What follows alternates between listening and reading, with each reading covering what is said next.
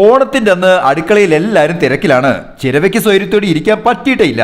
പായസത്തിലുള്ള തേങ്ങ ചിരണ്ടി ചിരവിയുടെ കോൾഗേറ്റ് പല്ലുകൾ തേഞ്ഞു തീർന്നു.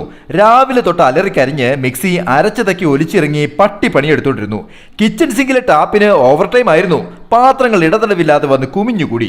കുക്കർ അവസാന ശ്വാസം വരെ വിസിലടിച്ച് നിലവിളിച്ചിട്ടും വീട്ടുകാർ പറഞ്ഞു, ഒരു വിസിൽ കൂടി അടിക്കട്ടെ. അടുപ്പും ഗ്യാസ് സ്റ്റവും തലേന്ന് തൊട്ട് നിന്ന് കത്തി. വിറക് തീരാൻ അടുപ്പും ഗ്യാസ് തീരാൻ ഗ്യാസ് സ്റ്റവും നേർന്ന് പ്രാർത്ഥിച്ചു. ഇതെല്ലാം കണ്ടുകൊണ്ട് ഫ്രിഡ്ജ് തല കുത്തിച്ചിരിച്ചു. പക്ഷേ വൈകുന്നേരത്തോടെ കഥ മാറി. പണിയെല്ലാം ചെയ്ത് തളർന്ന ചിരവിയും മിക്സിയും കുക്കറും ഒക്കെ കൂർക്കം വലിച്ചുറങ്ങിയപ്പോൾ അന്നമ്മച്ചി ഫ്രിഡ്ജ് തുറന്നു.